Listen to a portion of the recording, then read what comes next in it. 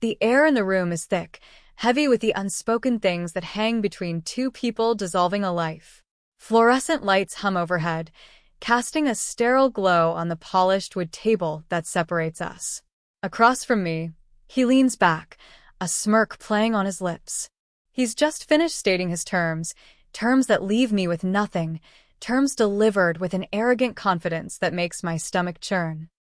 I take a breath, the cheap office chair creaking beneath me. My voice is quieter than I intended, shaky around the edges. I think I need to get a lawyer. His head snaps back, a sharp, sudden movement. Then it happens. He throws his head back and laughs. Not a chuckle, not a polite scoff, but a full-bellied, derisive roar that echoes in the small room. It's a sound full of contempt, of absolute certainty in his power over me. He laughs until tears well in his eyes, until his face is red. "A lawyer," he gasps, wiping a tear from his cheek. "You? What for? To contest this? You have nothing. You are nothing without me. Who would even take you? You have no money, no connections. You think some fancy suit is going to waste their time on you." His laughter trails off into a series of wheezing chuckles. He looks at me with pity that feels colder than hate. It's the look you give a child who's asked for the moon. In that moment, something shifts inside me. The fear that had been a constant companion, a cold knot in my gut, begins to transform. It hardens into something else. Something sharper. Something resolute. He sees me as weak, helpless. He sees this as a formality, a simple disposal. But his laughter is the match that lights a fire I didn't know I had left. If you've ever felt this dismissed, this underestimated, tell me in the comments. I read all of them. And if you haven't already, please subscribe. It helps me more than you know. We built it together, brick by brick, dream by dream. Or so I thought. It wasn't a mansion, not a palace, just a comfortable house on a quiet street. It had a porch swing I always meant to use more often and a garden I poured my heart into. We had matching mugs for morning coffee, a shared blanket for movie nights, and a future mapped out in comfortable assumptions. He was charming back then. Magnetic. He had a way of making you feel like the most important person in the room, like your thoughts were his thoughts, your dreams were his dreams. He was ambitious, driven, and he spoke about our future as ours. We were a team, a unit. I believed it. I poured my energy into supporting him, creating a home, being the steady ground beneath his ambitious flights. While he climbed the ladder, I built the nest.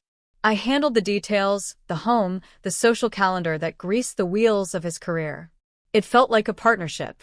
A good one. There were little things, of course. Subtle shifts I dismissed. His increasing impatience, his shorter temper when things didn't go his way. A tendency to twist my words, to make me feel like I was the one being difficult or irrational. Gaslighting, I learned the word much later. At the time, it just felt like I was constantly failing to understand him, constantly messing things up. My confidence, once a sturdy thing, began to fray at the edges, then unravel entirely. He became the sun in our small universe, everything revolving around his schedule, his moods, his needs. My own desires became secondary, then tertiary, then non-existent. I told myself this was normal, this was marriage, this was sacrifice for the greater good. His success, which meant our success. I clung to the image of the team we used to be, desperately hoping he would see it too, hoping we would find our way back to that shared space. My deepest desire was simply to maintain the stability, the life we had built, the future I still, stubbornly, saw for us. I wanted the easy comfort back, the feeling of being truly seen and valued. I wanted the man I married, not this polished stranger who looked through me. The breaking point wasn't one single, explosive event. It was a slow, creeping realization, like discovering a crack in the foundation that went deeper than you could see. It was the way he looked at me one morning, a complete absence of warmth or recognition. It was finding discrepancies in finances I couldn't explain, hushed phone calls that stopped the moment I entered the room. It was the dawning horror that the man I had built my life with wasn't just changing, He was actively dismantling mine. The inciting incident, the specific moment the comfortable lie shattered, was finding the documents. Tucked away in a drawer I rarely opened, hidden beneath old tax forms. Papers detailing assets I didn't know he had, funds being moved, accounts being emptied. It was systematic, cold, calculated. It wasn't just infidelity or a simple falling out of love. This was a strategic extraction. He was bleeding our shared life dry, preparing to discard me with nothing. The blood drained from my face as I read. My hands shook so violently, I almost dropped the papers. This wasn't the man I knew. This was a predator. All those years of subtle control, of undermining my confidence, it wasn't just a personality flaw. It was preparation, preparing me to be easy to push aside. When I confronted him, the mask slipped entirely. There was no remorse, no apology, just annoyance that I'd found out. He didn't deny it. He practically gloated. He explained in clinical detail how he had set things up, how I had signed papers without reading them carefully because I trusted him, how he had made sure my name was off certain assets, how he had anticipated this moment. He told me I was naive, foolish, and that I should just accept it. He said he would give me a small allowance, out of the goodness of his heart, if I didn't make a fuss. That's when I said it. The words felt foreign on my tongue. I think I need to get a lawyer. That's when he laughed. The laughter followed me out of the house. It echoed in my ears as I drove, destination unknown. It was the sound of my life being reduced to a punchline. My first attempts to navigate the aftermath were clumsy, desperate. I felt adrift in a sea of legal jargon and cold, indifferent systems. I reached out to a lawyer I found online, someone who seemed competent enough. But he spoke in billable hours and percentages, his eyes glazing over when I tried to explain the emotional devastation, the years of manipulation. He saw a standard divorce case. I saw the end of my world. The cost was astronomical, a constant meter ticking in the background of my fear. Every email, every phone call felt like a luxury I couldn't afford, pushing me deeper into a financial hole I didn't know how to escape. Meanwhile, his side was aggressive, relentless. He had hired a shark, a lawyer known for brutal tactics. Filings arrived almost daily, each one a fresh assault. They questioned my character, my sanity, my fitness. They painted me as unstable, as someone trying to extort him. It was a deliberate strategy to overwhelm and discredit me. I spent my days in a state of constant anxiety, jumping at every notification on my phone, dreading the mail. My initial lawyer was overwhelmed, constantly advising caution, suggesting we concede points just to move forward, just to stop the bleeding of legal fees. He didn't understand the depth of the betrayal, the calculated cruelty behind the legal attacks. He didn't understand that this wasn't just about money, it was about being erased. I felt like a small boat in a hurricane, battered by waves I couldn't fight. Every piece of mail, every official document felt like another blow. He used his superior resources, his connections, his sheer ruthlessness to press down on me, to make me feel small and powerless, just as he had done for years. He was winning, just as he had predicted. His laughter seemed to echo in the silence of my increasingly empty house. The rising challenges weren't just legal, they were deeply personal. He turned friends against me with carefully crafted lies. He isolated me further, making me feel like I had no one to turn to. He cut off access to funds I desperately needed, forcing me to rely on the kindness of a few remaining friends, each request a fresh wave of humiliation. My lawyer, bless him, tried. He was a good man, a decent lawyer. But he was playing by the rules of a game where the other side had already bribed the referee and was using loaded dice. He was trying to fight a street brawl with a rulebook. I remember one particularly devastating filing. It was a motion that twisted a simple argument into a grotesque caricature of my words, making me sound unhinged. My lawyer sighed when he read it. "They're just trying to wear you down," he said, rubbing his temples. "They want you to give up." And I wanted to. Gods, how I wanted to give up. The exhaustion was bone deep. The fear was a constant tremor. The humiliation was a burning in my cheeks. I was losing weight, sleeping poorly, jumping at every sound. The house, once my sanctuary, felt like a cage. Every object in it was a reminder of a life that was a life I was now losing. I sat alone in the living room one evening, the setting sun casting long shadows. I held a photo album, flipping through pictures of a smiling couple who looked like strangers. We looked so happy, so full of hope. It felt like a lifetime ago. How had I been so blind? How had he been so cruel? The weight of it all pressed down on me. The legal bills, the relentless attacks, the isolation, the fear of the future. There seemed to be no way out. I was losing the house, losing my financial independence, losing my sense of self. Everything I had built, everything I thought was real, was crumbling. The possibility of being left with absolutely nothing, just as he had planned, loomed large. This was the deepening crisis, the point where hope felt like a distant, unreachable shore. I was drowning in the middle of the ocean, and the life raft I'd grabbed was deflating. I called my lawyer, my voice thick with tears. "I don't know if I can do this," I whispered. I think he wins." My lawyer was quiet for a moment.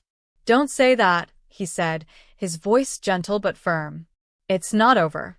But it felt over. Utterly, irrevocably over. His laughter from that first day played in my mind, a triumphant, mocking sound. He had known. He had known he would win. Lost in that despair, scrolling through old emails, old contacts, anything to distract from the abyss, I stumbled upon a name. An email address I hadn't looked at in years. It belonged to someone from a lifetime ago, someone connected tangentially to the man who was now trying to destroy me. It was a long shot. A ridiculously long shot. This person was a lawyer, yes, but a highly successful one, specializing in complex litigation, miles out of my league. More importantly, he had a history with my husband, a history I barely knew the details of, only that it was complicated, fraught, and involved someone my husband had deeply wronged years ago. His sister. The memory was hazy, pieced together from fleeting mentions early in our relationship, before he built the walls around his past. He had been engaged once, a long time ago. He'd ended it abruptly, coldly, leaving the woman devastated. He'd never spoken her name, just referred to it as a youthful mistake. I knew she had a brother. A protective, successful brother. The name on the email address clicked. It was him, her brother, the lawyer. The thought was audacious, terrifying. Could he help me? Would he even consider it? Why would he? He had no reason to care about my plight. But he had a reason to despise him. Maybe that was enough. Maybe. It felt like stepping off a cliff. I drafted the email, my hands trembling even more than they had when I found the documents. I kept it brief, factual, laying out my situation without emotional pleading. I mentioned his sister carefully, explaining I knew there was a history, that perhaps he understood the kind of man I was dealing with. I sent it, and immediately regretted it. It felt like a desperate, foolish move. Days passed. No reply. The silence was deafening, amplifying my feeling of hopelessness. My legal battleground on, the pressure increasing. A court date was set. It looked like it would be the final nail in the coffin. My lawyer advised me to prepare for the worst. Then an email arrived. A short, concise reply. It wasn't a yes, not yet. It was a request for a meeting. Next Tuesday. His office. Be on time. The turning point wasn't a sudden surge of strength. It was that email. It was the possibility, however slim, of a different path. It was the knowledge that someone, anyone, might be willing to stand with me, especially someone who had a unique insight into the man I was up against. Going to his office felt like walking into a different world. It was high up in a glass tower, sleek and silent. The air conditioning was Arctic. His office was minimalist, expensive. He was nothing like my current lawyer. He was sharp, with eyes that seemed to miss nothing. He didn't offer me coffee. He didn't ask how I was feeling. He simply sat and listened as I spoke, detailing the years of manipulation, the financial betrayal, the current legal onslaught. When I finished, the silence stretched. He leaned back in his chair, his gaze steady, unnerving. "My sister," he said finally, his voice low and even, "took years to recover from what he did. He didn't just break her heart. He broke her spirit, systematically, deliberately. He's a parasite." He looked at the stack of my case documents I'd brought. "Your current lawyer is trying to fight a fire with a squirt gun. This requires a different approach." He took my case. The terms weren't what I expected. He wasn't cheap, but he wasn't astronomical either, and he seemed more interested in the principle of the thing than bleeding me dry. He saw the calculated cruelty, the pattern of behavior that had destroyed his sister, and was now being used on me. It was personal for him, too. Not revenge, not exactly. More like professional closure. Using his immense skill to dismantle a man who had caused so much damage. The plan he outlined wasn't about fighting point by point. It was about finding the pressure points, the hidden weaknesses, the moments in his past he thought were buried forever. It was about using information only someone with his specific history would possess. It was about hitting him where he was most vulnerable, not his wallet, but his carefully constructed image, his sense of invincibility. This was the turning point. Not just finding a new lawyer, but finding this lawyer. The man who held a key to my husband's past, a past he thought he had erased. The game was about to change. I wasn't just defending myself anymore. I was preparing for a counterattack he would never see coming. The fear was still there, a dull ache, but beneath it, a new feeling began to stir. Anticipation. The day of the hearing arrived like a predator. I walked into the familiar, sterile courthouse, my new lawyer beside me. He was calm, radiating a quiet intensity that was both reassuring and terrifying. Across the aisle sat my husband, his shark lawyer beside him.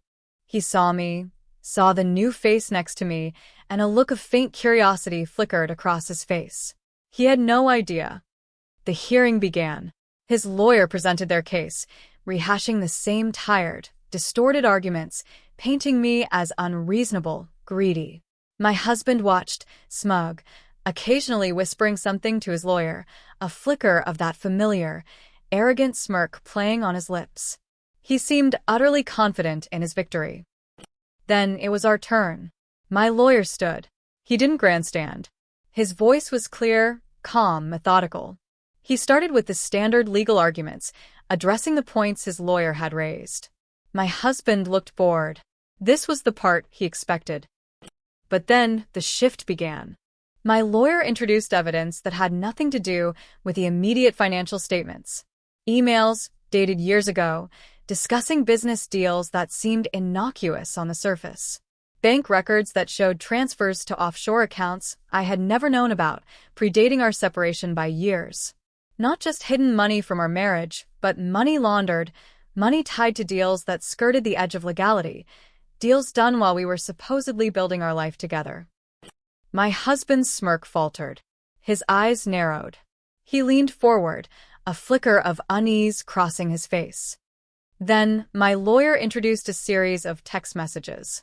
Messages from his past. Messages between my husband and her, his ex-fiancée. Not just simple texts, but exchanges discussing business contacts, leveraging her family's connections, detailing how he planned to use her position to gain access to certain deals.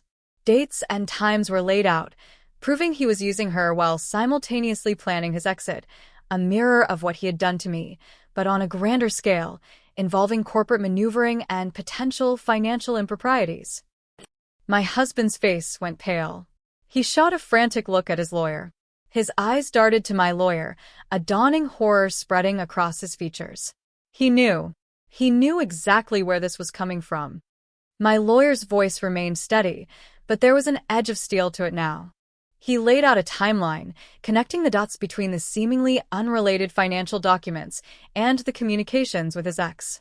He demonstrated a pattern of behavior stretching back years, a history of using and discarding people, of bending rules and hiding assets. He presented evidence suggesting some of his early career successes, the ones that had formed the foundation of his wealth, were built on manipulative tactics and questionable financial practices, directly linked to the connections he'd gained through his ex-fiancée, connections he then betrayed. This wasn't just about our divorce anymore. This was about his entire professional life. My lawyer wasn't just asking for a fair settlement. He was exposing a history of deceit and potential illegal activity that could unravel everything he had built. The final piece of the puzzle was a recording, a short audio clip. My husband's voice from years ago, speaking casually on the phone, boasting about how easy it was to manipulate people, how trust was a weakness, how he could get whatever he wanted by playing the long game. He named names, mentioned specific deals, specific people he had used and discarded. My lawyer revealed that the recording had been made years ago by his sister, the ex-fiancée, who had grown suspicious of his behavior even before he left her. She had kept it, never knowing why, a dark secret filed away. Until I reached out. Until her brother took my case. My husband stared at my lawyer, his mouth slightly open. The color drained from his face entirely. The arrogant smirk was gone, replaced by sheer, gut-wrenching terror. He looked not just surprised, but completely blindsided. He hadn't just been challenged, he had been cornered by his own past, weaponized by the very people he had wronged. His lawyer, usually so aggressive, sat stunned, flipping frantically through papers that suddenly seemed worthless. My husband's hands began to shake. He tried to speak, but no sound came out. He looked at me, and for the first time in years, I saw not contempt or pity, but naked fear. His eyes widened, his breath hitched, and right there, in the middle of the courtroom, the man who had laughed in my face, the man who thought he had won, clutched his chest and collapsed. He didn't die. Not there, anyway. He was rushed to the hospital. Stress-induced, they said. His lawyer requested an immediate adjournment. The hearing was over, but the battle was won. The plot twist wasn't just that my lawyer was his ex's brother. It was that the brother held the key, the specific, damning evidence that could only have come from someone deeply hurt by him years ago. The history he thought was buried became the shovel that dug his own grave. My lawyer didn't just represent me. He was the instrument of a long-delayed, unexpected justice, fueled by a betrayal years in the making. The laughter, the arrogance, the absolute certainty of his win, it all evaporated the moment he saw the truth of his past staring back at him from across the room, delivered by the one person who had every reason to see him fall. He wasn't just blindsided, he was hit by a freight train of his own making, driven by the ghosts of the people he had wronged. The aftermath is quiet. The legal fight ended swiftly after that day. His health scare, combined with the undeniable evidence my lawyer presented, stripped him of his bluster and his leverage. His shark lawyer, seeing the writing on the wall and perhaps wary of the implications of his client's past, negotiated quickly. I got the house. I got a settlement that was more than fair, enough to rebuild, enough to feel secure. It wasn't a king's ransom, but it was far, far more than the pittance he had offered, far more than I ever thought possible during those darkest days. But the victory doesn't feel like unadulterated joy. There's an emptiness that lingers. The man I loved, the life I thought I had, was never real. It was a performance, a manipulation. Winning feels less like triumph and more like escaping a burning building. You're safe, but the structure you lived in is gone, reduced to ash. I sit on the porch swing now, the one I always meant to use more often. The garden is thriving. The house feels like mine again, truly mine, not just a stage for someone else's play. I look out at the quiet street and think about how close I came to losing everything, not just material things, but my spirit, my belief in myself.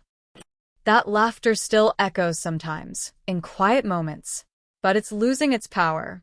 It's no longer the sound of my defeat, but the sound of his miscalculation. He thought I was nothing, that I had no resources, no fight left. He was wrong. He forgot that sometimes the connections you burn on your way up are the ones that come back to light the fuse on your way down. He forgot about the people he hurt, the quiet resentment that can simmer for years, waiting for the right moment, the right catalyst. I learned that resilience isn't about being strong from the start. It's about finding strength when you think you have none left. It's about the kindness of strangers, the unexpected allies who appear when you're at your lowest point. And sometimes, it's about the long, Quiet memory of someone else's pain finding its voice through yours. My lawyer, and I don't speak often now. A polite email here and there. I thanked him profusely. He simply replied, he got what he deserved. My sister sends her regards. It was closure, of a sort, for both of us. The house is quiet. The future is uncertain, but it's mine to build. Brick by brick, dream by dream, this time for real. Without the laughter. Without the lies. If this story hit close to home, I'd love to hear your version. Drop a comment with where you're listening from and what time it is. Thanks for being here. Subscribing helps bring more of these to life.